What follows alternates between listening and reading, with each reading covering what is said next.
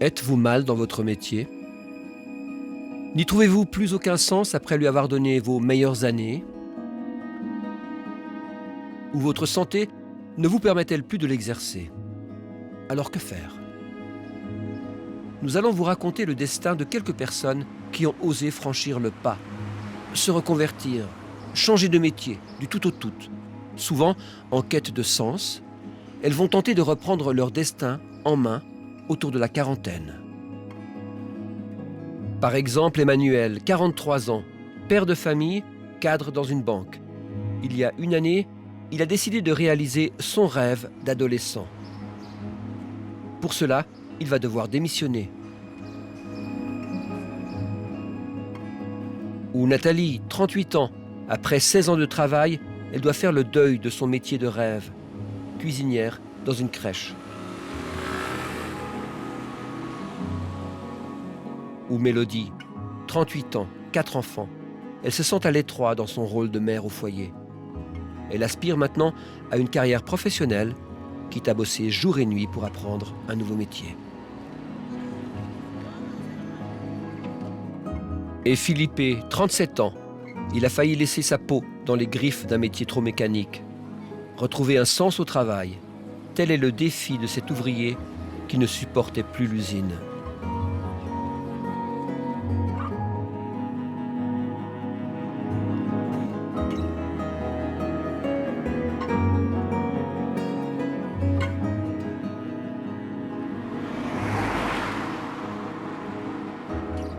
N'avez-vous jamais eu le sentiment de vous être engagé sur la mauvaise voie, sans avoir le courage d'en changer? C'est le cas de Philippe, polymécanicien de formation. À l'âge de 19 ans, il débute un apprentissage au Technicum du Locle. Je me prédestinais pas forcément à une carrière de polymécanicien, de vendeur ou autre. C'est un petit peu, on fait des tests à l'école pour nous aider à nous orienter. Il y a aussi eu mon père qui a un petit peu poussé pour aller au tech. Et puis au tech, j'avais la mécanique. C'était un métier qui avait l'air bien et puis apparemment avait de l'avenir. C'était pas vraiment une vocation, la mécanique. Après 4 ans de formation, il obtient son CFC de polymécanicien. Il revient aujourd'hui pour la première fois sur le lieu de ses études, 17 ans après. Ça fait ressortir plein d'émotions, pas forcément des bonnes. Ouais, je me dis que...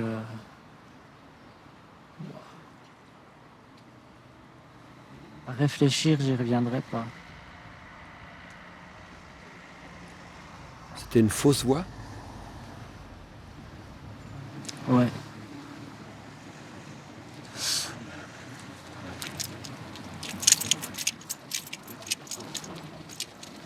J'ai regardé ce bâtiment, je me dis, tu m'as gâché une partie de ma vie. C'est en deuxième année d'apprentissage, je me suis rendu compte que c'était pas un métier que je voudrais en tout cas pas faire toute ma vie. Et puis j'en avais discuté avec mes parents, avec les profs et autres, puis il en était ressorti qu'à l'époque j'étais déjà à la moitié de mon apprentissage, que ça aurait été dommage d'arrêter là et puis au moins aller jusqu'au bout.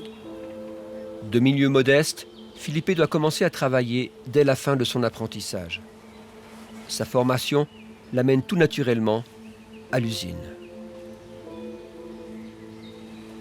Un atelier d'usinage, c'est très bruyant. Il y a cette odeur d'huile de coupe qui règne. Ce travail de mécanicien à l'usine, de polymécanicien, concrètement, il consistait en quoi? L'usinage de pièces, donc réalisation de pièces sur les machines-outils. Tournage, fraisage, des choses comme ça, de l'assemblage de machines, j'ai fait aussi, mais ouais. On produit quelque chose, on ne sait pas vraiment où ça va finir, on ne sait pas vraiment l'utilité de la pièce qu'on en fait. Donc non, je voyais pas tellement de sens à ce que je faisais. Le jeune homme va changer plusieurs fois d'emploi, tout en restant dans la mécanique. Il se rêve horloger, mais n'a pas les moyens pour financer une nouvelle formation. Ni d'ailleurs le temps pour y penser vraiment. Pourquoi vous vous leviez le matin à cette époque? Gagner ma croûte. Gagner ma croûte, payer mes factures. C'était aussi simple que ça. Résumé très basiquement, c'était ça. Pas d'autre raison. Et ça vous suffisait? Non. Non, clairement pas. Il y avait un mal-être au fond de moi-même. C'était pas la bonne voie professionnelle, c'est pas ce que j'attendais de ma vie professionnelle en fait. C'était pas clairement pas ce que je voulais faire. J'ai fait un burn-out début 2017. Le souvenir le plus douloureux que j'en ai, c'est que je me souviens qu'il y avait des matins, j'étais sur la route, surtout en hiver, et j'allais au boulot, et en fait j'en étais à espérer qu'il y ait un camion qui vienne en face, qui perde le contrôle et qui tape dedans.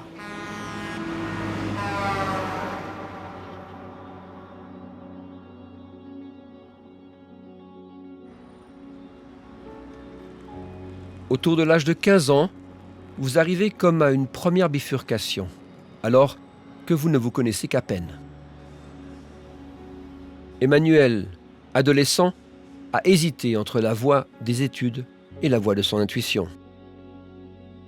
À 15 ans, j'étais un élève qui était relativement studieux, qui avait de la facilité dans les branches, que le système accompagnait sur une voie pré-gymnasiale, gymnasiale, et la voie était plutôt vers l'université. Par contre, j'avais une petite voix au fond de moi qui me disait « je veux pas être dans un bureau, je veux avoir un contact, j'employais mes mains, je veux avoir un contact avec la terre ».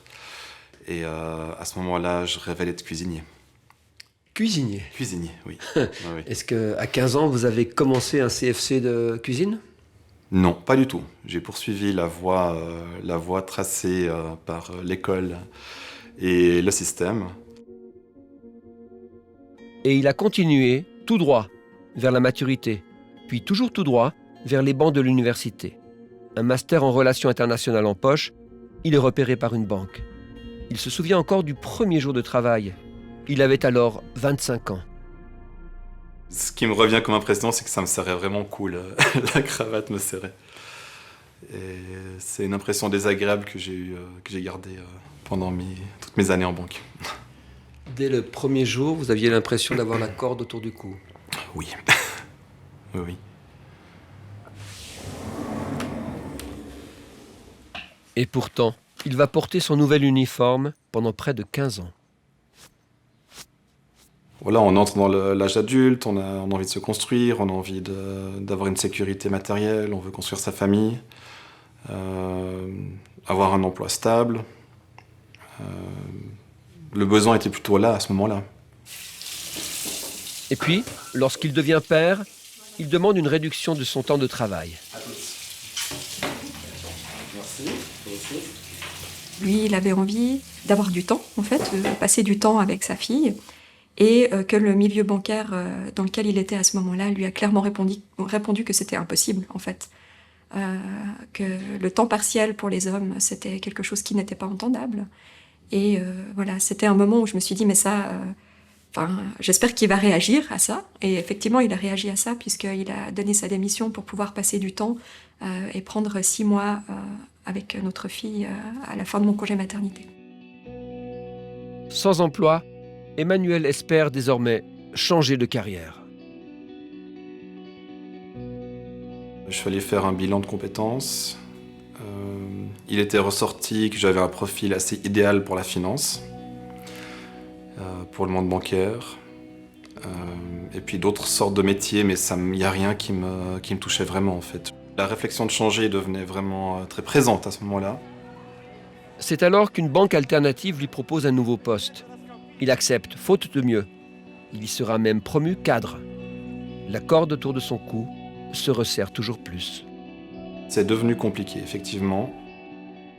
Il restait vraiment une contradiction entre mon rôle et puis ce qui se passait dans ma tête.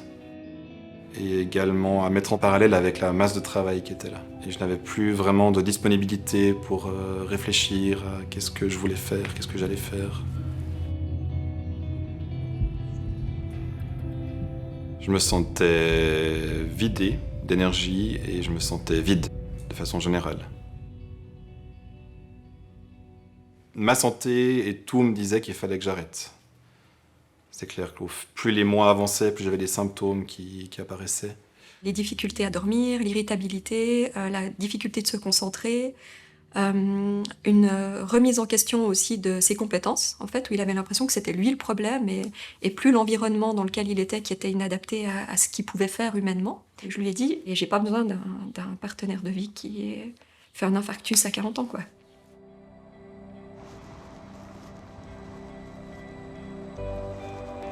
Mélodie a 38 ans. De formation, elle est fleuriste. Un métier qu'elle a exercé à Genève durant 8 ans, à son grand bonheur. Mais son employeur y mettra fin brusquement. Je me suis fait licencier quand j'ai eu ma première fille.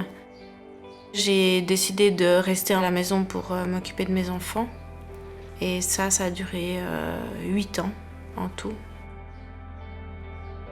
Mélodie et son mari vivent aujourd'hui avec leurs 4 enfants dans une maison qui appartient aux parents de la jeune maman. La famille peut donc vivre avec le seul salaire du papa, qui est livreur de fleurs. Mais il en faut davantage à Mélodie pour combler son existence. Comme mère au foyer, je ne trouvais plus ma place dans ce rôle-là. Donc j'avais besoin de repartir sur une vie professionnelle. Oui. Au début, j'ai beaucoup hésité parce que je pensais que c'était justement trop d'investissement, trop compliqué à mon âge, trop difficile. C'est des discussions que j'ai eues avec des amis proches qui m'ont aussi beaucoup aidée en me rassurant sur le fait que oui, j'avais le droit d'oser dire que j'avais envie de me lancer dans une nouvelle carrière professionnelle. Le mari de Mélodie se lève tous les matins à l'aube pour aller au travail. Il a connu son épouse dans le cadre professionnel. Bonjour Nicole, tu vas bien? Salut Marino, ça va et toi? Oui. Depuis qu'ils sont parents, il s'est toujours consacré à son métier, tandis que la maman restait auprès des enfants. Jusqu'au jour où votre épouse va venir vous annoncer qu'elle ne souhaite plus rester à la maison. Racontez-nous comment vous avez vécu cela. Alors moi, facilement, parce que je peux comprendre. Et j'accepte déjà, voilà, c'est sa vie, donc elle a le droit d'aller prendre l'air comme moi, parce que moi ça me plaît bien d'aller travailler, ça me fait du bien. J'adore mes enfants, je passe la moitié de la journée avec. C'est bien, mais j'aime aussi bien faire mon travail, faire d'autres choses. Donc je peux très bien comprendre qu'au bout de 8 ans, qu'elle ait envie d'aller travailler, faire un métier, changer de métier. Donc je l'appuie sur le sujet, oui, je suis avec elle tout cœur. Donc, oui. Il y a une certaine pression sociale qui fait que quand on est maman de 4 enfants, qu'on est mère au foyer, de dire que, en gros, on lâche tout pour des études, c'est difficile. Certaines personnes pensent que je vais plus pouvoir m'occuper de mes enfants. Dans ma famille, par exemple, ont eu un peu des craintes de dire « mais comment tu vas faire? Comment ça va être possible? Tout ce travail que ça va te demander ?» J'approche quand même de la quarantaine et je me disais plus le temps passe, plus ça va être difficile aussi. Donc oui, à un moment donné, il faut prendre la décision d'aller de l'avant.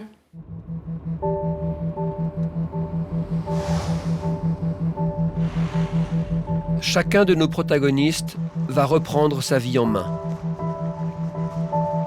et tenter l'aventure d'une nouvelle formation à l'approche de la quarantaine. Comment chacun va-t-il s'y prendre? La réussite sera-t-elle au rendez-vous? Nous retrouvons Philippe. Son travail en usine a eu raison de sa santé. Il fait un burn-out et de retour d'arrêt maladie, il est convoqué par sa direction. C'était il y a 2 ans. Ils m'ont dit qu'il était préférable pour moi, qu'ils mettent fin à mon contrat et autres. Je les ai remerciés. Je crois que là, ça les a plus étonnés. Mais ah non, mais on n'en attend pas tant. Mais moi, j'ai dit, mais clairement, merci. Clairement, merci. Ça a été une libération vraiment complète. Philippe veut maintenant changer de profession. Mais le chômage ne lui financera pas une longue formation. Par contre, il lui ouvre une petite porte que Philippe va franchir sans rechigner. Je savais à l'époque qu'ils avaient des mesures pour les gens qui veulent se mettre à leur compte, qu'il y avait des cours, des formations pour devenir indépendant. J'ai eu donc inscription au chômage, l'entretien avec mon conseiller ORP, et puis on a discuté, puis je lui ai clairement dit que je voulais être indépendant. Lorsqu'un chômeur vient chez vous et qu'il ne souhaite pas retrouver un emploi en tant que salarié, qu'est-ce qui s'offre à lui comme alternative ? C'est de lui proposer une mesure qui s'appelle soutien à une activité indépendante. Et puis l'objectif, c'est de pouvoir aider le candidat à l'emploi qui désirerait se lancer dans une activité indépendante ou lancer une société, qu'on puisse finalement l'accompagner au mieux dans ce processus. Sur les dernières années, on a en moyenne, je dirais, 150 à 180 candidats qui sont inscrits dans cette mesure de soutien à une activité indépendante. Concrètement, c'est des indemnités spécifiques, comme on appelle, donc à peu près 5 mois. 5 mois où le candidat à l'emploi n'a pas l'obligation de faire des recherches d'emploi. Il peut se concentrer pleinement sur son projet individuel, auquel se rajoutent 3 semaines de cours de gestion avec une société qu'on a mandatée. Si vous-même, vous n'êtes pas en mesure d'identifier l'approche, les éléments qui vont vous permettre de vous différencier, eh bien, comment est-ce que vous voulez que vos propres clients puissent vous préférer à quelqu'un d'autre ? Ça, c'est les premiers. Dan Noël est le patron de ce centre de formation pour entrepreneurs en herbe à Neuchâtel. Faiblesse ou point d'amélioration. L'office de placement lui confie des chômeurs comme Philippe. La formation de 3 semaines s'intitule « Devenir indépendant ». On peut jouer un rôle de leader. Vous voulez être le calife. C'est un cours qui est destiné aux personnes qui sont en recherche d'emploi et qui souhaitent donner vie à leur propre entreprise. Eh bien, nous, on parcourt avec les gens toutes les matières de la création d'entreprise, depuis l'état d'esprit, l'idée, le marketing, la comptabilité, le business planning, puisque c'est le but, c'est qu'à la fin des 3 semaines de cours, vous avez une idée de départ, une intention, on taille le diamant brut, et puis à la fin, les gens ont approfondi l'idée, et puis prennent une décision. Soit, effectivement, il décide de lancer sa propre activité en tant qu'indépendant et il quitte l'assurance chômage, ou soit, effectivement, il décide de renoncer à son projet et puis il reste inscrit, en fait, à l'assurance chômage. Ça veut dire qu'on peut reconvertir un employé d'usine, par exemple, en entrepreneur en 3 semaines. Non. Alors, clairement pas, quoi. Le processus, il prend quand même plutôt 5 mois. Donc, c'est la phase d'élaboration du projet que l'on propose avec cette mesure soutien à une activité indépendante, plus 6 mois de coaching. Donc, on arrive pratiquement à 1 année, finalement, de soutien en termes de coaching. Le polymécanicien s'est donc bien mis à son compte. Son affaire, une boutique en ligne de produits naturels. S'il y a des ruptures comme ça, ce serait bien de me prévenir avant d'envoyer, quoi. Sachant que le filet de bœuf n'était pas dispo chez vous, j'aurais profité d'y en mettre une commande, comme ça aujourd'hui j'aurais pu l'expédier, parce que j'ai une cliente qui m'en a commandé, vous voyez.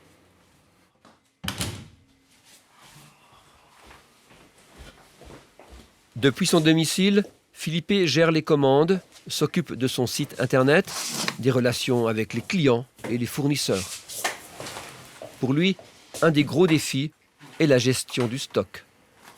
J'avais pris un risque à une époque, c'était proposer les compléments alimentaires. Et puis ils ont une date de péremption, puis malheureusement ça n'a pas pris du tout. Puis quand on retombe dessus, c'est toujours un petit peu cette émotion de se dire tout ça c'est de l'argent qui a été investi et qui est clairement perdu. Voilà. Ça arrive, c'est les risques. Je le savais. Donc non, mon deuxième pilier n'est plus là. Les économies, il n'y en a plus. Donc on vit un petit peu comme ça. Philippe n'est pas seul dans l'aventure. Sa compagne le soutient. Elle l'avait même encouragé à se mettre à son compte. Vous n'avez pas eu peur d'une forme de précarité éventuelle ? Oui, bien sûr qu'on a eu peur, autant lui que moi. C'est pour ça qu'il n'a pas voulu le faire avant. Moi, j'ai la chance de pouvoir encore travailler, donc je peux quand même assumer un petit peu nos besoins.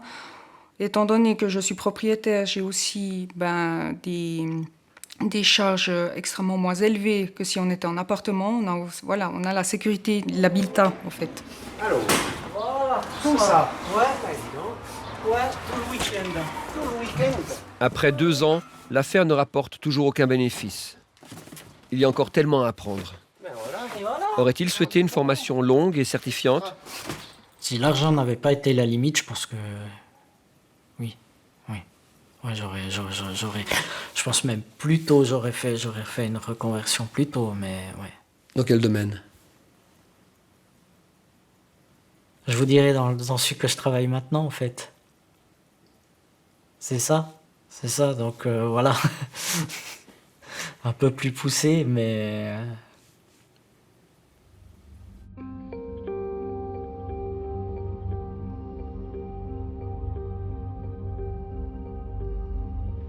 Emmanuel aussi a rêvé d'un autre métier. Lui, le banquier usé par un travail qui n'avait plus de sens pour lui. Pour y voir plus clair, il s'est rendu chez cette coach en reconversion professionnelle. Elle a commencé par le mettre en garde, comme elle le fait pour chaque client.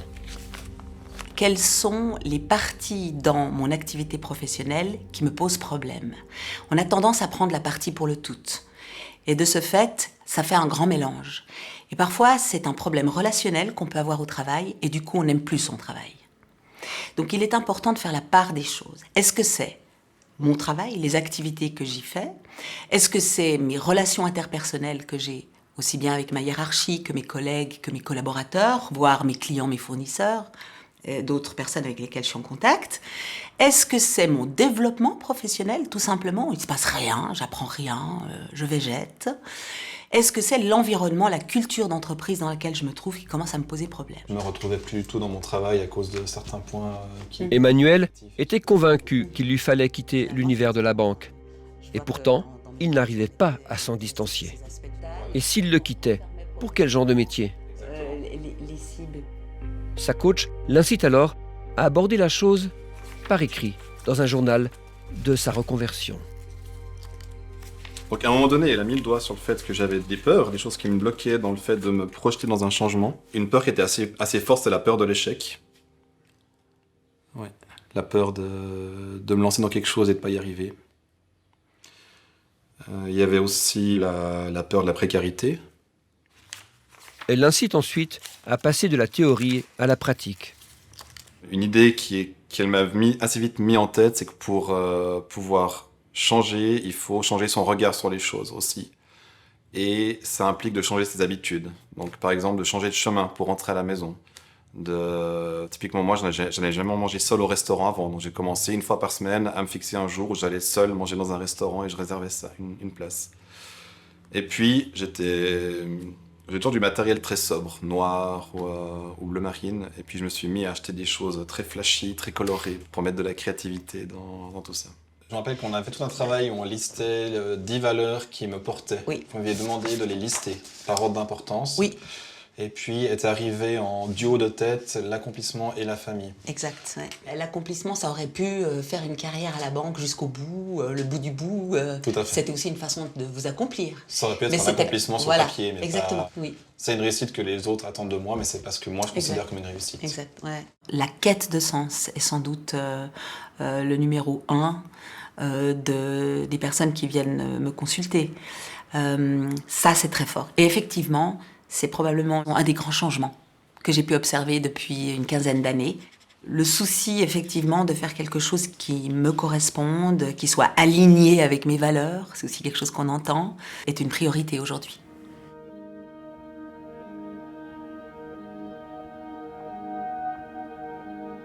On s'en souvient, Mélodie, la mère au foyer, cherchait une activité professionnelle, mais pas question de redevenir fleuriste.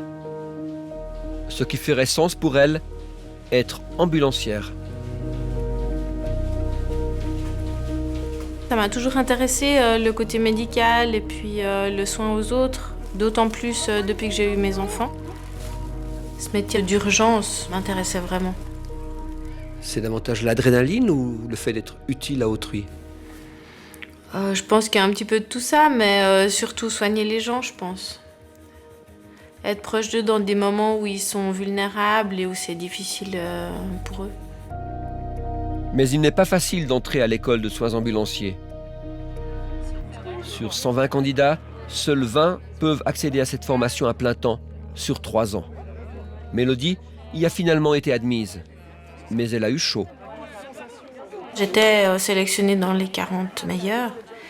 Et puis, ces 40 personnes vont à des entretiens avec le directeur de l'école, un enseignant et un psychologue.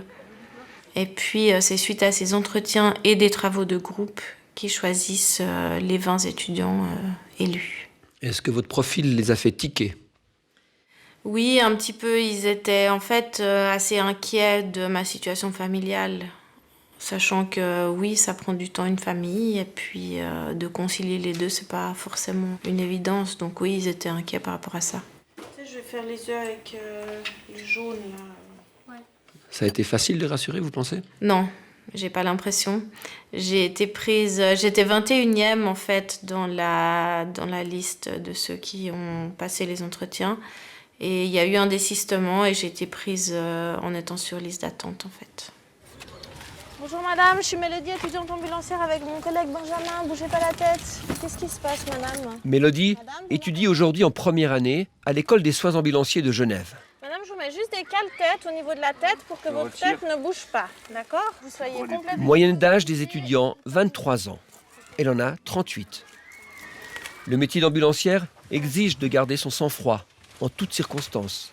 Et il demande des connaissances pointues. Un sacré défi pour l'ancienne fleuriste. Okay. Est-ce que tu fais du remplissage? Stable pour l'instant. Non, alors je la mets en entretien. D'accord, très bien. Au début, c'était très dur, oui. Au début, c'était très difficile de reprendre des études après 19 ans sans être allé à l'école. Oui, c'était dur.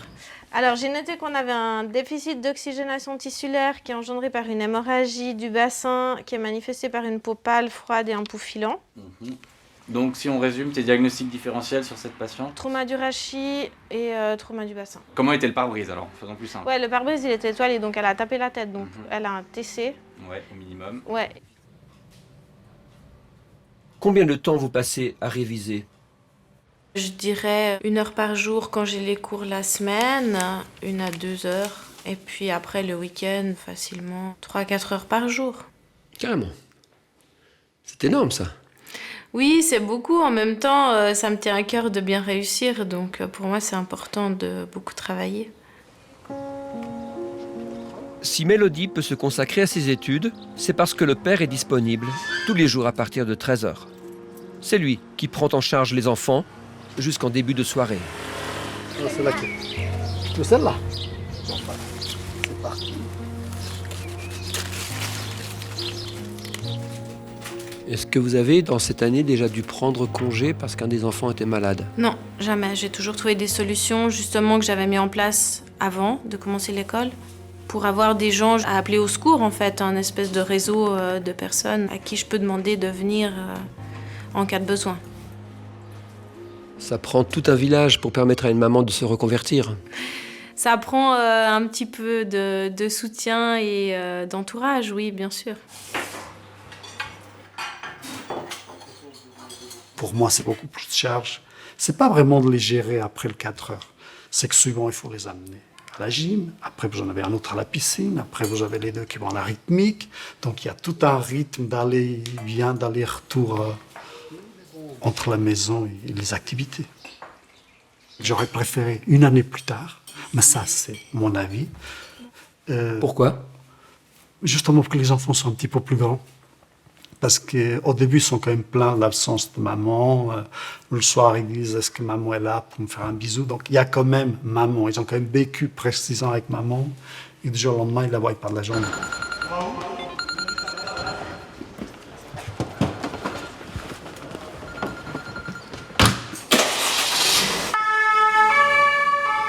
Dans le cadre de sa formation, Mélodie peut déjà intervenir sur le terrain. L'heure n'est plus à la simulation. Est-ce que vous sentez quand je vous touche? C'est pareil des deux côtés? Vous avez mal, ouais. On va vous donner quelque chose pour la douleur. Je fais juste mon évaluation et après on vous donne quelque chose, d'accord? Quand vous êtes tombé, vous avez eu l'impression de perdre connaissance. Maintenant, elle vous êtes tombé sur vous. Elle a quel âge? 80. Vous vous souvenez de tout ce qui s'est passé? On fait juste au point vu qu'elle est étudiante, d'accord? T'as fini ton évaluation primaire? Oui, je vais faire encore mes coups de chèque. Ouais. Et puis je vais aller exposer la plante. Ouais, très bien. Ensuite, Elle est stable pour l'instant? Oui, pour l'instant, elle est très bien. Madame, vos douleurs, si 0 c'est pas de douleur et 10 la pire douleur imaginable, vous êtes à combien? Moi, je suis à 10 là. Vous êtes à 10. Ah oui. Est-ce que tu comprends pourquoi ta maman a commencé les études? Bah, c'est pas qu'on a plus besoin qu'elle s'occupe de nous, mais on a moins besoin. Et puis, bah, je pense qu'elle avait envie de faire quelque chose et pas de rester toute sa vie à la maison. Et puis, je pense que ce métier l'intéressait. Donc tu comprends son choix? Oui. Toi, plus tard, si tu avais le choix entre rester à la maison, soigner des enfants ou faire un travail qui t'intéresse, tu choisirais quoi? Un travail.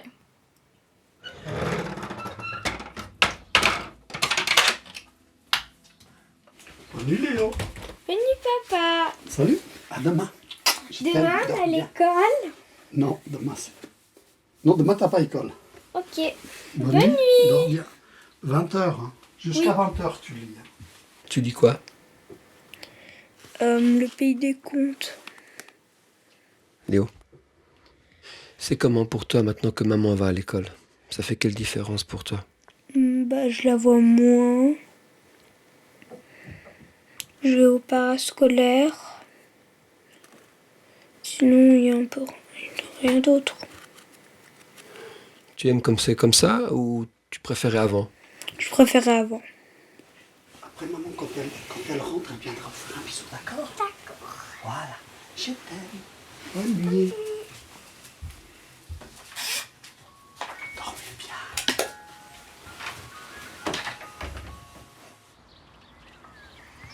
La maman rentre parfois à l'aube après son stage. Le temps d'embrasser les enfants avant qu'ils ne partent pour l'école. Je m'attendais à la difficulté, elle est présente. Je sais que c'est intense, c'est le cas pour tout le monde dans la famille, mais on s'en sort très bien en fait. Otherwise, the liquid will cause the rice to steam rather than toast. It is important that all of the Nous retrouvons Emmanuel, le désormais ex-employé de banque. Épuisé, il aura fini par donner sa démission. Il est maintenant en pleine reconversion professionnelle. Il renoue avec son rêve d'adolescent. Emmanuel, vous êtes en train de faire quoi là? Je suis en train de suivre un cours, une certification de cuisinier professionnel dispensée par une école de cuisine en ligne au Canada, à Vancouver. Ce sont les techniques de base d'un nouveau métier que j'apprends, qui s'inscrit dans le projet de restaurant sur lequel je travaille, dans l'idée de connaître tous les métiers qu'il y a dans le restaurant, de pouvoir mettre la main à la pâte aussi dans le restaurant, de pouvoir remplacer le chef s'il s'absente pour une raison ou une autre, et aussi comprendre ce qui se passe.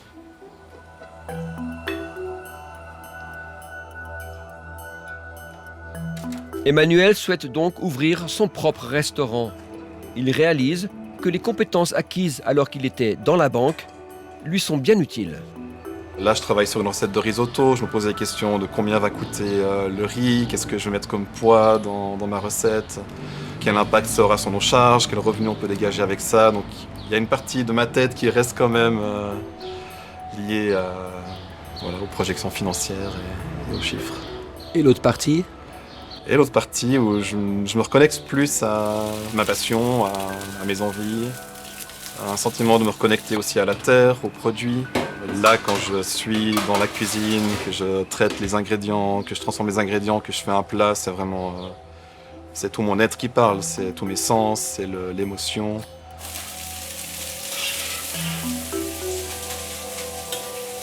Pour la première fois, je n'ai pas de doute.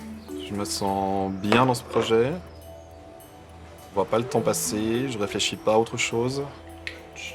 Je sens que je le vis à 100% et je ne ressens pas de frustration de ne pas faire autre chose.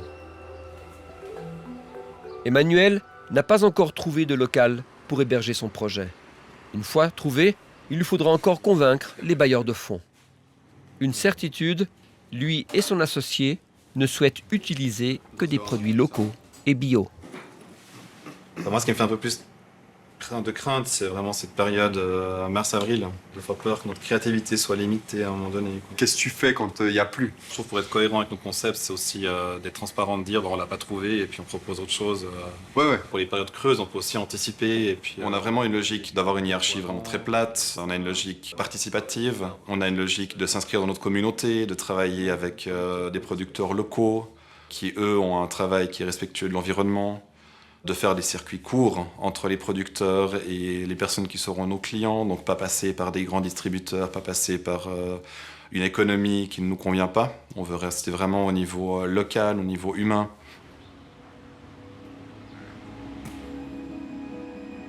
Qui c'est qui va choisir les menus en fait pour votre carte? On va le faire collectivement en fait. Je te sens mieux?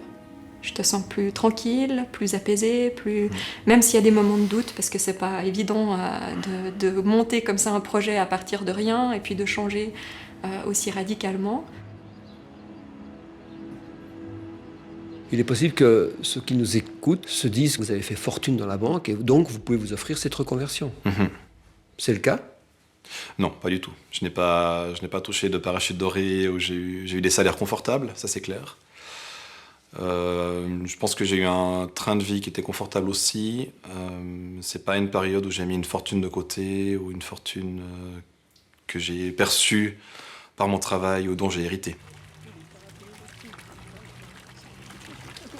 La famille lausannoise ne vit désormais plus qu'avec un seul salaire, celui de la maman. Elle est formatrice dans une école de sages-femmes. Notre revenu, il a diminué de moitié. Ça a nécessité de réviser un petit peu quelles étaient nos priorités. J'avais pas du tout conscience qu'on pouvait vivre autrement. Actuellement, on vit avec son seul salaire et on tourne. J'avais pas conscience de ça.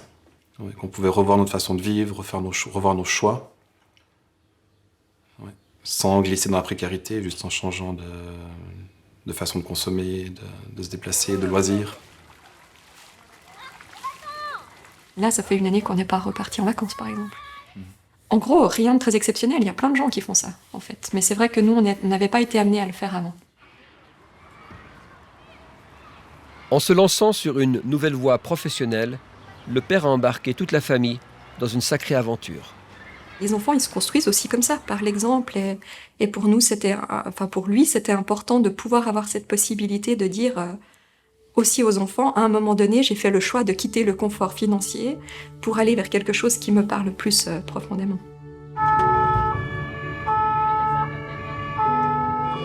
Elles viennent plusieurs fois par semaine vous voir. Chacun de nos protagonistes a trouvé la force d'aller à contre-courant, de se lancer dans le vide pour se retrouver de l'autre côté de la rive. Nouveau métier, nouvelle manière d'être au monde. Oui, bonjour madame Philippe Silva, la magie du naturel. Professionnellement, personnellement, ça m'a révélé en fait. J'ai appris plein de choses, ça c'est voilà, mais aussi la motivation et puis la confiance en moi. Surtout, je me suis aussi découvert à aller vers les marques et puis bonjour, voilà, chez un magasin, se présenter, se mettre en avant alors qu'à la base, je suis quelqu'un de j'étais très introverti, très timide quoi. Me mettre en avant, c'était pas moi du tout. Puis là, apprendre à se mettre en avant et puis se dire mais j'ai ces capacités-là, je suis capable de le faire. C'est hyper gratifiant. On a eu l'opportunité de pouvoir réaliser son rêve. Donc même si ça marche pas, tant pis, au moins il aura essayé. Au moins il a eu le courage de dire maintenant je vais le faire. Et puis je trouve je l'ai suivi parce que je vois qu'il est beaucoup mieux maintenant. Donc c'est gagnant-gagnant. On l'aura constaté, chacun de nos protagonistes a pu compter sur le soutien affectif et financier de son entourage. Une situation qui fait toute la différence quand on veut se reconvertir. Mais combien de personnes n'ont pas ce soutien? Combien de personnes rêvent en vain de reconversion, par exemple parce que leur métier disparaît? Pour l'heure, après l'âge de 35 ans, les aides à la reconversion sont inexistantes en Suisse. Mais les temps changent. Et le canton de Genève est un pionnier en la matière. Cet homme a fait passer une petite révolution dans le soutien à la reconversion professionnelle. Une nouvelle bourse d'études, sans limite d'âge, pour s'adapter à de nouvelles réalités. La transition numérique, une économie et une société qui évoluent toujours plus vite, implique ou impose des changements sur le marché du travail. Des métiers disparaissent, d'autres changent, de nouvelles professions arrivent et sont essentielles. Et dans cette optique-là, il nous paraissait fondamental d'adapter le dispositif de formation à ces réalités du XXIe siècle. Autrement dit, offrir aux adultes une deuxième chance pour se former. Donc une deuxième formation en cours de carrière. Exact. Exemple typique, celui qui a terminé un très bon CFC dans la vente traditionnelle, qui voit son emploi disparaître à la faveur d'une crise et qui souhaite rebondir dans le domaine de la santé. La loi lui permet aujourd'hui de se reformer. Et de recevoir un appui de jusqu'à 40 000 francs par année, c'est ça? Exactement. C'est pas rien, hein? C'est pas rien, c'est sous réserve de ses ressources. Si, comme c'est souvent le cas, son conjoint ou sa conjointe a également un revenu, ça rentre en ligne de compte. L'exemple typique, une famille à Genève avec enfants à charge, un 4 pièces, l'un des deux membres du couple gagne 40 000 francs. Dans ce scénario-là, eh bien, on estime que le soutien nécessaire pour avoir un revenu décent du ménage et pouvoir affronter cette seconde formation à l'âge adulte oscillerait aux alentours de 25 000 francs par année. La nouvelle loi a remporté l'adhésion du Grand Conseil genevois, tout parti confondu. C'est que l'enjeu dépasse les clivages politiques. Il est clair qu'aujourd'hui, personne ne peut prétendre avec un bon CFC, un bon bachelor ou une bonne maîtrise, pouvoir sereinement vivre 40 années d'activité professionnelle sans l'ombre d'un changement.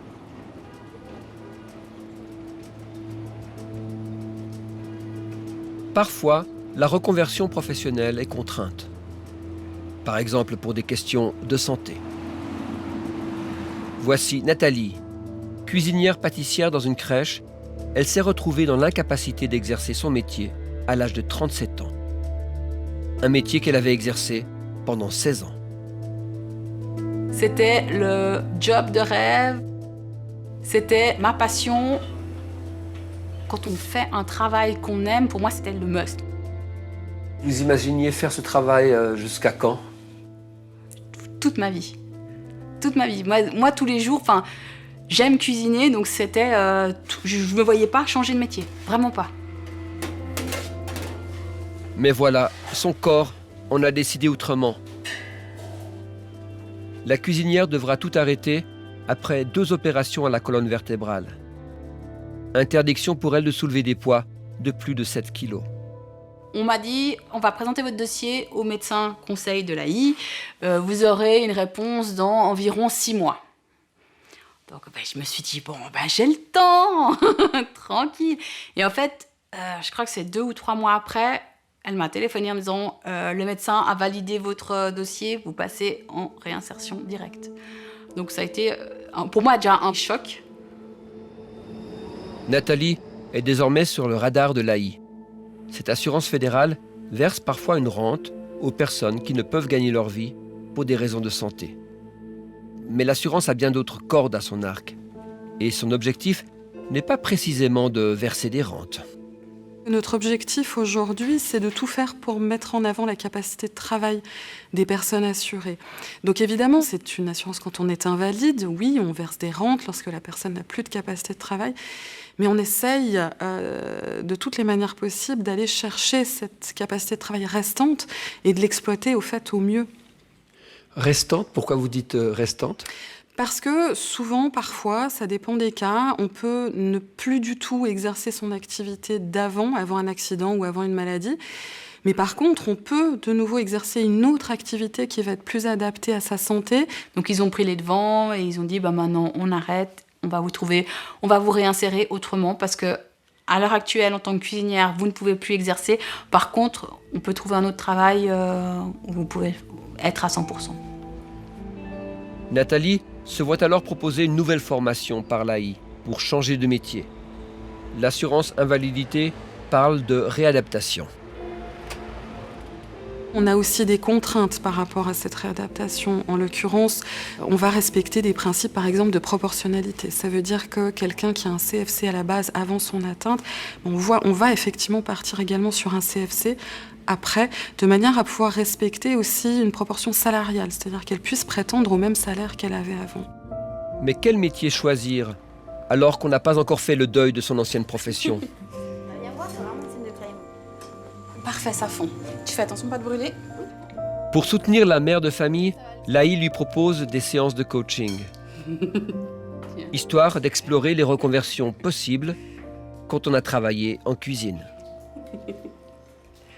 À l'époque, ce qu'on avait imaginé comme type de chemin, il y en avait plusieurs. Donc, par exemple, laborantine, la difficulté d'être laborantin, c'est qu'il faut faire un apprentissage et il y avait une limite d'âge. Ok, 25 ans. Donc là, bam, ça stoppe. Hein. La piste de l'inspectrice alimentaire, c'est des postes qui sont extrêmement rares. Donc, il y en a peut-être 1 ou 2 tous les 2 ans qui s'ouvrent. Donc, il y a aussi on ne peut pas se reformer pour quelque chose où on sait qu'il n'y aura pas de marché. Donc, voilà. Et finalement, ce qui a été identifié, c'était de refaire un CFC, mais d'employé de commerce. Alors, Nathalie va se mettre à la recherche d'une entreprise pour y faire son apprentissage. Elle va chercher durant 8 mois, en vain. Les CFC, c'est fait pour les jeunes qui ont entre 15 et 20 ans. Si on a plus que 20 ans, plus que 22 ans, on est déjà une sorte d'ovni. C'est compliqué quand on n'est pas dans la case jeune qui sort de l'école. Hein. Reste alors la voie de l'école privée. C'est dans ce cadre qu'elle passera son CFC en 3 ans. Laï prend en charge l'écolage, soit 13 000 francs par année. Elle lui verse aussi 80% de son ancien salaire. Nathalie termine sa première année. Là, il y a une pression, c'est je dois réussir parce que c'est l'AI qui paye, parce que dans 3 ans, je dois être diplômée et je dois pouvoir recommencer ma vie professionnelle. Je dois pouvoir prendre un travail pour assumer les frais quotidiens. Comment on dit demain? Morgan. Oui. La pression est d'autant plus grande que Nathalie élève seule son fils de 11 ans. Rapidement, facilement. Schnell. Le coiffeur. Der Friseur. Moi, j'aimerais avoir un poste où je suis bien, avec une bonne ambiance. Et voilà. Après, j'aime bien les chiffres, donc pourquoi pas la fiduciaire. J'aime bien le droit, donc pourquoi pas une étude. Et le social, j'aime bien, donc pourquoi pas... pourquoi pas réceptionniste à l'hôpital ou... Je sais pas. Franchement, je sais pas. On verra ce qui se présente. Bonjour. Bonjour Nathalie. Comment ça va? Ça va bien vous? Mais bien. Alors voilà, comme vous les avez déjà reçus par email hier, c'est pas une surprise, mais vous avez vos notes et puis votre diplôme de première année. J'ai pu gérer pendant 16 ans une cuisine, j'ai pu former des apprentis, j'ai continué de la formation continue, j'ai eu un diplôme de formatrice. Enfin, c'est tout des choses qui font que j'ai du vécu que les jeunes de 16 ans, 20 ans n'auront pas. Donc malgré l'âge, c'est un point négatif, mais tout le bagage sera un point positif. Vous aurez quel âge quand vous chercherez un travail? 41 ans. Ouais. Je suis assez fier de vous parce qu'en fait, vous avez la meilleure moyenne de toute l'école, de la première année, avec 5,5, on n'a pas mieux. Donc félicitations. Avec une note catastrophique en dactylographie, malgré tout. Non, vous avez bien compensé partout ailleurs, donc c'est excellent. Bravo. Merci beaucoup. Nickel. Au revoir. Au revoir. Est-ce qu'on peut se reconvertir à tout âge? Oui, moi j'en suis convaincue. Peut-être pas avec les mêmes outils qu'on peut avoir à 30 ans qu'à 60, mais oui, on peut se reconvertir à tout âge. Moi j'en ai la certitude absolue. Donc il n'est jamais trop tard pour une deuxième carrière? Jamais.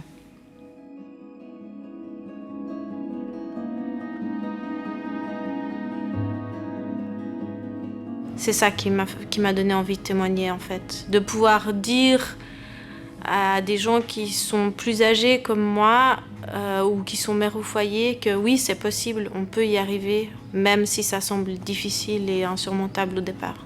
Je me dis que un témoignage comme le mien, que voilà, une reconversion, on peut très bien la faire sans forcément avoir plein d'économies, sans forcément refaire un CFC de A à Z, que c'est quelque chose que voilà, c'est important, quoi. Je trouvais assez intéressant de montrer quelqu'un de banal qui essaye de composer là au milieu et puis de créer son outil de travail à lui et puis de trouver une activité qui fait du sens pour lui. Une façon de se réapproprier son travail.